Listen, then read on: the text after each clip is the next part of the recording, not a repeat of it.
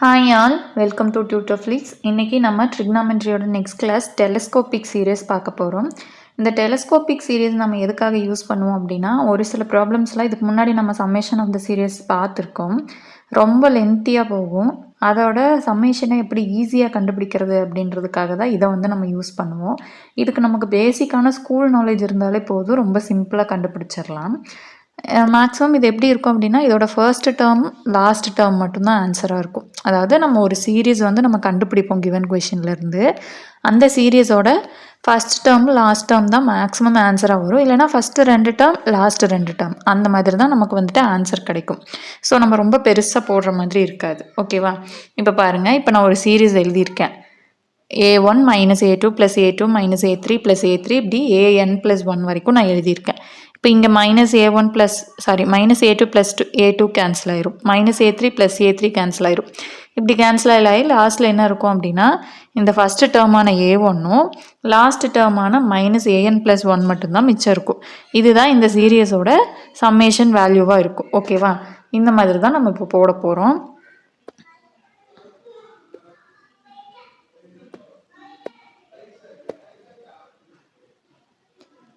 இதுக்கு நமக்கு பேசிக்காக தெரிஞ்சுக்க வேண்டிய ஜென்ரல் ப்ரொசீஜர் என்ன அப்படின்னா, கிவன் சீரியஸை நமக்கு கரெக்டாக கண்டுபிடிச்சி எழுத தெரியணும்.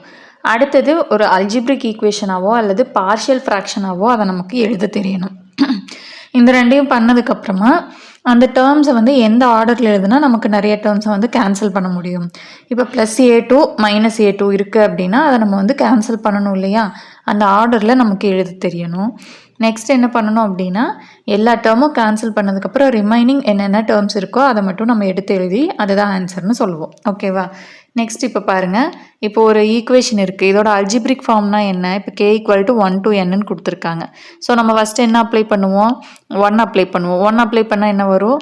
a1 - a2ன்னு வரும். 2 அப்ளை பண்ணோம்னா a2 - a3ன்னு வரும். இதுக்கு முன்னாடி நம்ம ஒரு சீரீஸ் எக்ஸாம்பிளுக்காக சொன்னோம் இல்லையா? அந்த சீரீஸ் தான். அப்போ என்ன ஆகும்? இந்த -a2 + a2 கேன்சல் ஆகும். -a3 + a3 கேன்சல் ஆகும். கடைசியில் நம்ம என்ன அப்ளை பண்ணுவோம்? n அப்ளை பண்ணுவோம். n அப்ளை பண்ணால் என்ன கிடைக்கும்?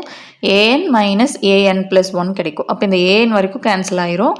நமக்கு இந்த ஃபஸ்ட் டேர்ம் லாஸ்ட் டேர்ம் மட்டும் பேலன்ஸ் இருக்கும். இதை தான் நம்ம என்னன்னு சொல்லுவோம்? இந்த ஃபார்முக்கு அல்ஜிப்ரிக் ஃபார்ம்னு சொல்லுவோம். ஓகேவா? இதுதான் இதோட சம்மேஷனாகவும் நமக்கு கிடைக்கும். Next partial fraction. இது நம்ம ஸ்கூலில் படிச்சிருப்போம்.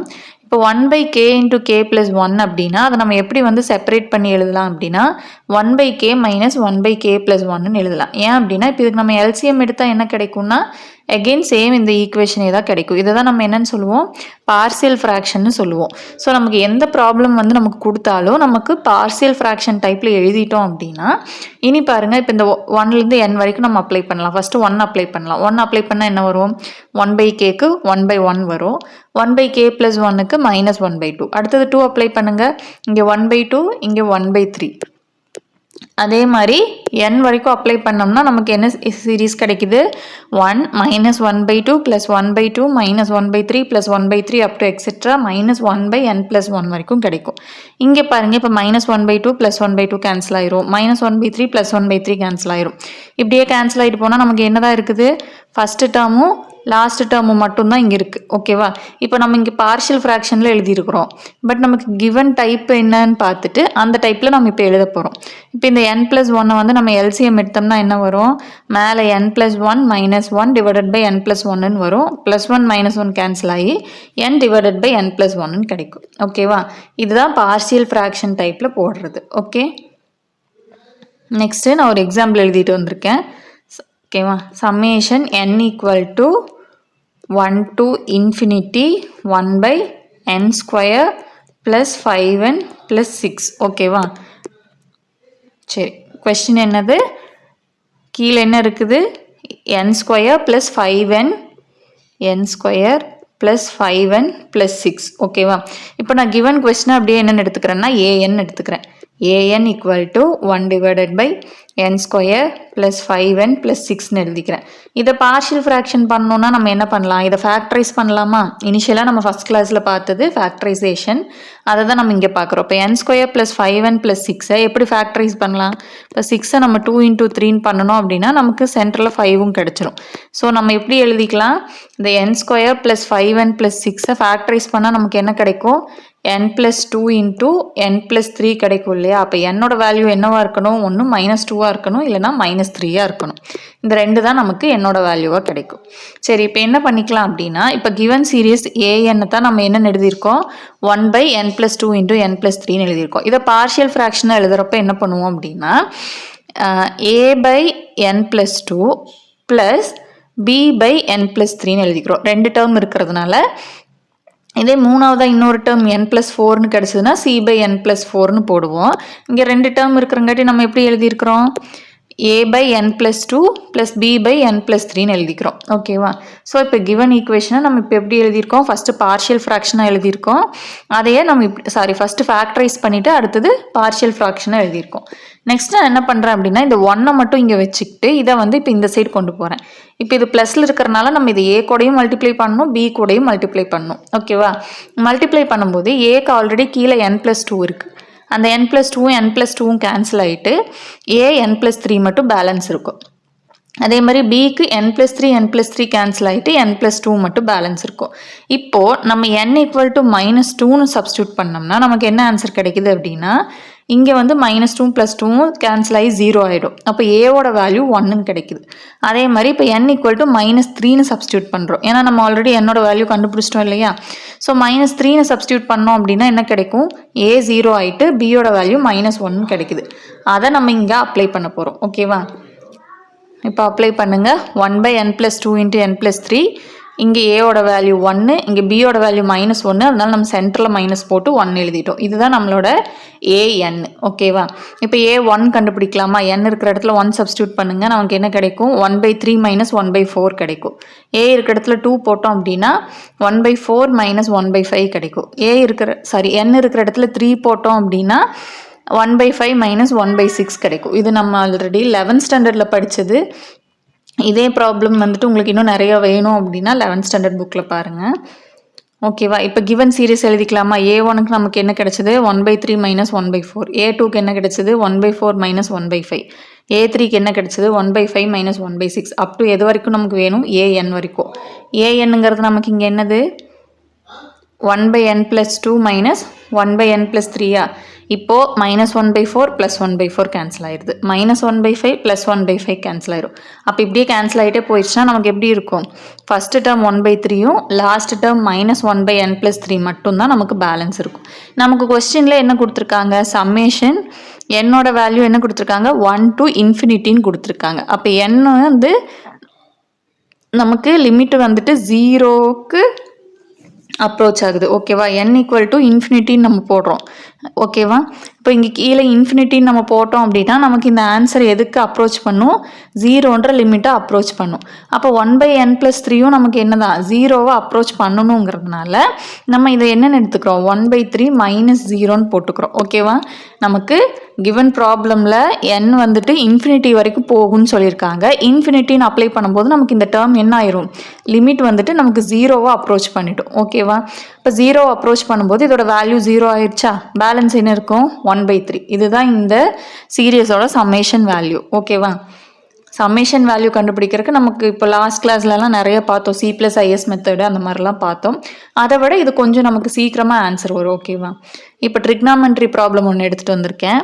tan x/2 secant x plus tan x/2 square secant x/2 plus tan x/2 cube secant x/2 square up to n terms. இப்போ பாருங்கள், டேனோட டேர்ம்ஸ்லாம் எப்படி இருக்குன்னு கீழே பாருங்கள். Denominator 2 square 2 cube. அப்போ இங்கே என்ன? 2^1ன்னு அர்த்தமா? அப்போது 2^r தான் நமக்கு இங்கே டேனோட ஃபார்ம் இல்லையா? 2ஓட பவர் 1 அதிகமாகிட்டே போயிட்டுருக்குல்ல. ஸோ நமக்கு tan x divided by 2 power r டேனுக்கு. அடுத்தது சீக்கெண்ட்டுக்கு பார்க்கலாமா? சீக்கெண்ட்டுக்கு என்ன கொடுத்துருக்காங்க? ஃபஸ்ட்டு டேர்முக்கு x divided by 2 power 0. 2 power 0னா தானே இங்கே 1 கிடைக்கும். அடுத்தது 2 பவர் 2. அடுத்தது இங்கே என்ன இருக்குது? 2 பவர் 1. சீக்கனுக்கு தானே நம்ம இப்போ பார்க்குறோம். ஃபஸ்ட்டுக்கு என்ன இருக்குது? 2 பவர் 0. அடுத்தது 2 பவர் 1. அடுத்தது 2 பவர் 2. அப்போ இங்கே டேனுக்கு 2 பவரில் என்ன இருக்குதோ அதை விட 1 கம்மியாக தானே நமக்கு இங்கே சீக்கனுக்கு இருக்குது. இங்கே 2 பவர் 1 இருந்தால் இங்கே 2 பவர் 0 இருக்குது. இங்கே 2 பவர் 2 இருந்தால் இங்கே 2 பவர் 1 இருக்குது. அப்போது டேனை விட 1 கம்மியாக தான் நமக்கு சீக்கனுக்கு இருக்குது. டேனோட பவர் 2 பவர் ஆறுன்னு எழுதணும் அப்படின்னா சீக்கனுக்கு அதை விட 1 கம்மி 2 பவர் ஆர் மைனஸ் 1ன்னு எழுதிக்கிறோம். ஓகேவா? நெக்ஸ்ட்டு பாருங்கள். இப்போது டேனை நம்ம என்னென்னு எழுதலாம்? சைன் பை காஸ்ன்னு எழுதலாம் இல்லையா? அப்போ tan x by 2 power r நான் எப்படி எழுதிட்டேன்? Sine x power 2 by r divided by cos x by 2 power ஆர்னு எழுதிட்டேன். ஓகேவா? டேனை சைன் பை காஸ்ன்னு எழுதிட்டேன். சீக்கண்ட்டை நம்ம எப்படி எழுதுவோம்? 1 பை காஸ்ன்னு எழுதுவோம் இல்லையா? So 1 by cos into x by 2 power r minus 1ன்னு எழுதிட்டேன். ஓகேவா? டேனை சைன் பை காஸ்ன்னு எழுதிட்டேன். சீக்கண்ட்டை 1 பை காஸ்ன்னு எழுதிட்டேன். நெக்ஸ்ட்டு பாருங்கள். Sine of x by 2 power r நான் எப்படி எழுதியிருக்கேன் அப்படின்னா x by 2 power r minus 1 minus x by 2 power r அப்படின்னு எழுதியிருக்கேன். அது ஏன்னு இப்போ சொல்கிறேன் பாருங்கள். இப்போ x by 2 power r minus 1 minus x by 2 power ஆர்னு இருக்குன்னு வைங்க. இப்போ நான் ஃபார் எக்ஸாம்பிள் ஆரோட வேல்யூ 3ன்னு எடுத்துக்கிறேன். ஓகேவா? இப்போ இந்த இடத்துல 3ன்னு சப்ஸ்டியூட் பண்ணுங்கள். 2 பவர் ஆர் மைனஸ் 1க்கு 3 மைனஸ் 1ன்னு போட்டால் நமக்கு என்ன கிடைக்கும்? 2 ஸ்கொயர். அடுத்தது எக்ஸ் பை 2 பவர் ஆர்னா 2 பவர் 3 அப்படியே வரும். இதுக்கு வேல்யூ போட்டால் என்ன வரும்? 2 ஸ்கொயர் 4, 2 கியூபு 8. எல்சிஎம் எடுத்தால் நமக்கு என்ன கிடைக்கும்? 8 கிடைக்கும். அப்போது லாஸ்ட்டாக நமக்கு என்ன வேல்யூ கிடைக்குது அப்படின்னா 1/8 கிடைக்குது. 1/8ங்கிறது நமக்கு இங்கே எதோட வேல்யூ? 1/8ங்கிறது நமக்கு இந்த எக்ஸ் பை 2 பவர் ஆரோட வேல்யூ தானே.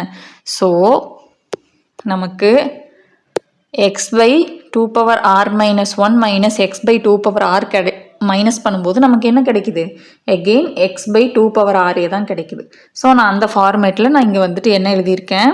சைன் எக்ஸ் பை 2 பவர் ஆரை x by 2 power r minus 1 minus x by 2 power ஆர்னு எழுதிக்கிட்டேன். ஓகேவா? இப்போ இது என்ன ஃபார்மேட்டில் இருக்குதுன்னு பாருங்கள். மேலே சைன் ஏ மைனஸ் பி, கீழே எப்படி இருக்குது? காஸ் ஏ காஸ் பின்னு இருக்குது. ஓகேவா? சரி, அப்படி இருந்துச்சு அப்படின்னா நமக்கு அதுக்கு ஃபார்முலா என்னன்னு பாருங்கள். Sine a minus b divided by cos a cos பின்னு இருந்துச்சு அப்படின்னா நம்ம அதை எப்படி எழுதலாம் அப்படின்னா டேன் ஏ டேன் பின்னு எழுதலாம். ஸோ நான் அப்படி தான் எழுதியிருக்கேன் இங்கே. ஓகேவா? Tan x by 2 power r minus 1 minus tan x by 2 power r. ஓகேவா? இதை இப்போ நான் சைன் ஏ மைனஸ் பி ஃபார்மேட்டில் இருக்குது. இது காஸ் ஏ காஸ் பி ஃபார்மேட்டில் இருக்குது. இந்த ஸ்டெப் நமக்கு வேண்டாம். அதை நான் எப்படி எழுதியிருக்கேன்? டேன் ஏ மைனஸ் டேன் பிங்கிற ஃபார்மேட்டில் எழுதிட்டேன். இப்போ இது எந்த ஃபார்மேட்டுக்கு கொண்டு வந்திருக்கோம்? டேன் ஃபார்மேட்டுக்கு கொண்டு வந்துட்டோம். இப்போ பாருங்கள். இப்போ A1 அதாவது ஆறு இருக்கிற இடத்துல 1 சப்ஸ்டியூட் பண்ணுங்கள். இங்கே என்ன கிடைக்கும்? 2 பவர் 0. ஸோ டேன் எக்ஸ் கிடைக்கும். இங்கே 2 பவர் 1ன்னா டேன் எக்ஸ் பை 2 கிடைக்கும். அடுத்தது A = 2. ஆருக்கு 2 சப்ஸ்டியூட் பண்ணும்போது நமக்கு tan x by 2 minus tan x by 4 கிடைக்குது. அடுத்தது ஆருக்கு 3 சப்ஸ்டியூட் பண்ணும்போது tan x by 4 minus tan x by 8 கிடைக்குது. நெக்ஸ்ட்டு ஏஎன் அப்ளை பண்ணும்போது tan x by 2 power n minus 1 minus tan x by 2 power n கிடைக்குது. இப்போ minus tan x by 2 plus tan x by 2 minus tan x by 4 plus tan x by 4. அப்போ இப்போ இந்த எல்லா டேர்முமே cancel ஆகி நமக்கு ஃபைனலாக என்ன கிடைக்கும்? ஃபஸ்ட்டு டேர்மும் லாஸ்ட் டேர்ம் மட்டும் கிடைக்கும். Tan x minus tan x by 2 power n. இதுதான் நம்மளோட இந்த சீரீஸ்க்கான சம்மேஷன் வேல்யூ. ஓகேவா? ஸோ கிவன் ப்ராப்ளமை உங்களுக்கு சீரியஸாக எழுத தெரிஞ்சிருச்சு அப்படின்னா அந்த ஃபஸ்ட் டேர்ம் லாஸ்ட் டேர்ம் வச்சு நம்ம இதோட ஆன்சரை எழுதிடலாம். லாஸ்ட் டைமெல்லாம் பார்த்தீங்கன்னா எக்ஸ்பொனன்ஷியல் ஃபார்மா லாக் ஃபார்மா அதெல்லாம் நம்ம ரொம்ப யோசித்து கண்டுபிடிக்கிற மாதிரி இருக்கும் C+IS மெத்தடெலாம். பட் இது அப்படி கிடையாது. நம்ம ரொம்ப சிம்பிளாக போட்டுடலாம். ஓகேவா? சரி, இதோட நமக்கு டெலஸ்கோபிக் டைப் முடிஞ்சிருச்சு. நாளைக்கு வேறு கிளாஸ் பார்க்கலாம். ஏதாவது டவுட்ஸ் இருந்துச்சு அப்படின்னா கமெண்ட்டில் சொல்லுங்கள். தேங்க்யூ.